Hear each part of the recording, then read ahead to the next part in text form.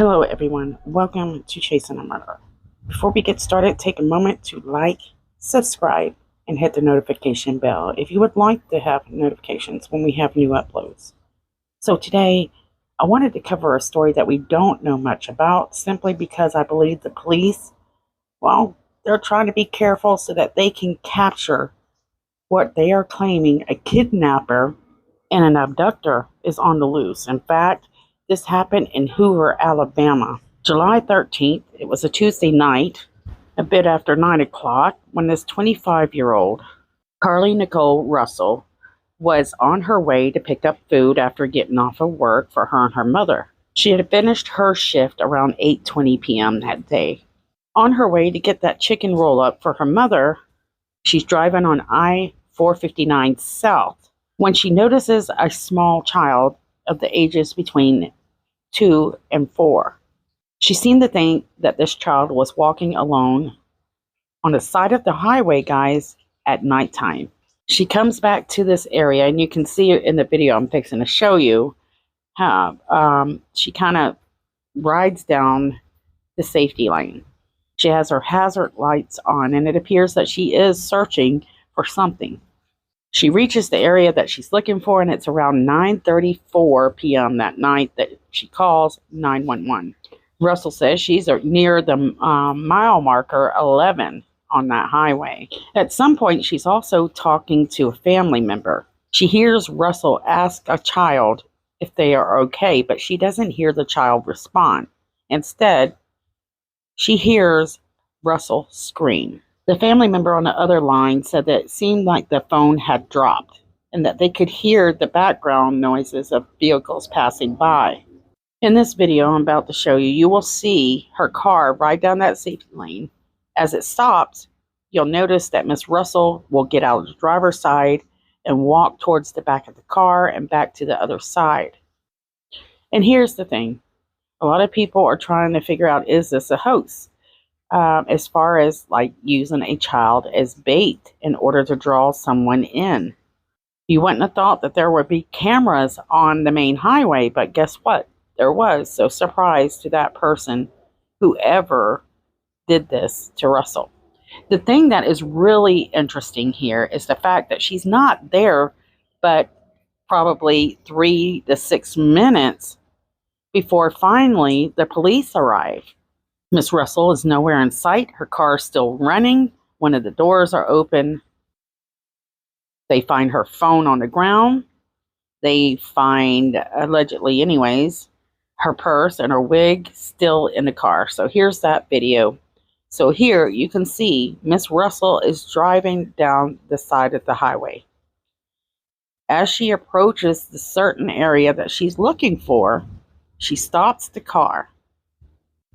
And I've tried to enhance this video with filters and everything else. You can see her getting out right here on the zoomed in version of this video. It disappeared for a minute. It's coming back, I promise. So look on this highway. It is completely dark. So all you have is traffic that's traveling on this road. And it's dark. So whatever's happening here, someone's going to have to really be paying attention. You can see the other cars turning on their hazard lights and moving to the left of the road in order to give this person room. So they notice her. Here, she's walking around her car. It's hard to see, but she is. And then comes to the other side of the vehicle. At first, it appears that she's standing there looking and talking on the phone, perhaps. But if you watch closely, this little silhouette that we're seeing is bending over into the car. And that shape seems to be a little bit different than the one we just saw. So it looks like this person's looking into the car, whoever this is, or reaching in, we don't know.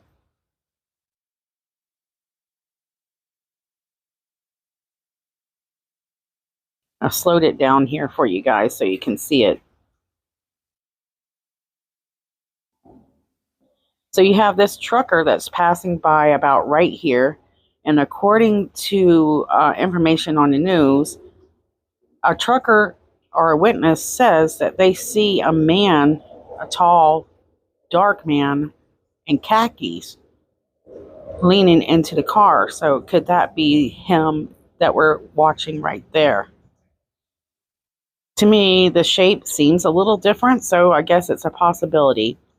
You really cannot make out much with this video. I mean, from when you zoom it out all the way, it's not too bad, but once you start zooming in, the quality, but to me, it looks like there's two people standing there at one point, right here.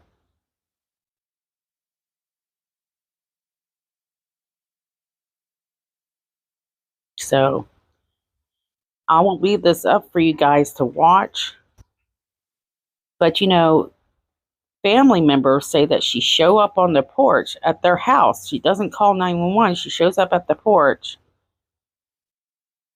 knocks on the door, and they're just shocked to see her. According to them, she's having trouble breathing, and so they actually had to call 911 and have an ambulance come take her to the hospital because, like I said, she was having trouble breathing. That's what they're saying. So in this part of the video, it appears that there's someone still standing near the car, but they're making their way towards, it appears to me, to whatever that white pole is to the right.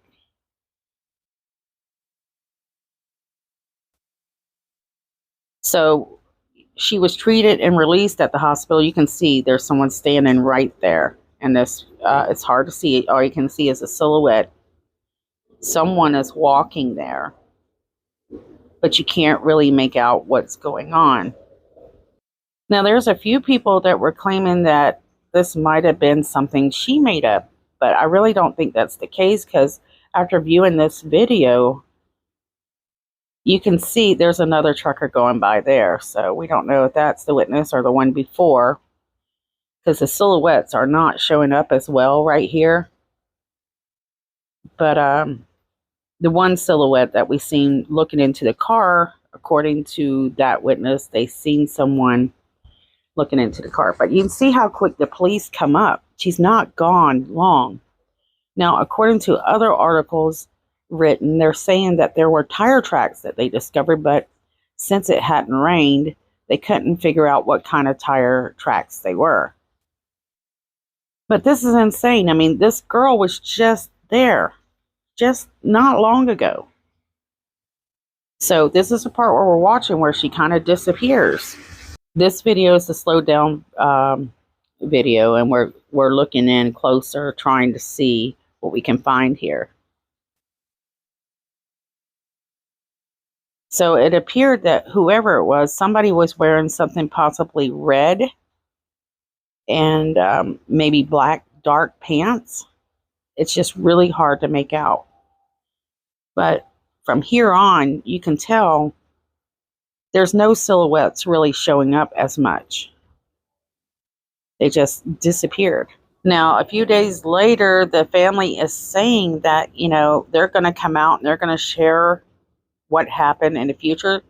But they said that Miss Russell actually had been fighting for her life for 48 hours. This is similar to the case I just posted. I can't remember her name now. Nichole, I want to say. I'll have to go back and look. But she had been abducted and then showed up at the convenience store where she had been struggling for her life for at least 48 hours. It turned out to be someone she knew, and he's behind bars now, but we don't have any information on Miss Russell here. We have no idea if she has any stalkers, if this could be somebody she knows, or if it was just this random baiting and abduction targeting anyone that would take the bait.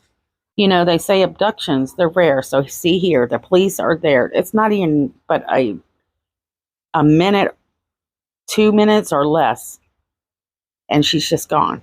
I mean, and the police have no idea where she is. So when the police show up here, I'm wondering if she must have been able to see those lights. I don't think she would have been far from there as that policeman was approaching. What a scary, scary scenario, thinking that you're there to help someone, especially a child, only to find out that that was some um, hoax. Now, police must have something because they're being tight lipped and not asking for the public's help unless you have a tip and saw something. And right now, the families, they've got her at home safe. And I didn't go in huge details on the story, but maybe I can later. I just wanted to do this to raise awareness. I mean, this is happening in Hoover, Alabama, which usually you don't see this kind of stuff in those small towns. It wasn't that long ago that I covered a story for Anaya Blanchard. If you don't know that story, you can look it up. Not a good story. She was abducted in broad daylight at a convenience store. But sadly, her ending was not like this. It's just getting crazy out there, guys, and we're hearing more and more on these abductions. They say they are rare, but not so much anymore. What I have noticed, at least for the cases I've covered, is it's mostly, believe it or not, guys, new Americans, so immigrants, that are doing the abductions, a lot of them. Look up Anaya Blanchard. Anyways, I covered both of these stories. You can go check these out. Also, I probably need to update these pretty badly. It's just so many stories that I've covered lately that I can't even keep up with updating them. Many of these horrible stories are for their fetishes, their taboo cravings, and which I call violent porn. People acting out on these sick notions. If we want to talk about a problem in America, well, it's sex trafficking, abductions, and these sick, sick people. So, ladies, make sure you're carrying mace. And if you ever suspect that you see a child on the side of the road or something like that, make sure that you take somebody with you first before stopping. I was in a hurry putting this together, but I wanted to do this to raise awareness, guys. Please, ladies, stay safe. Sending my love out to this family, and we are waiting impatiently. Try to be patient to see if they're able to recover the person responsible for abducting Miss Russell. Send in our love. Stay strong. See you soon.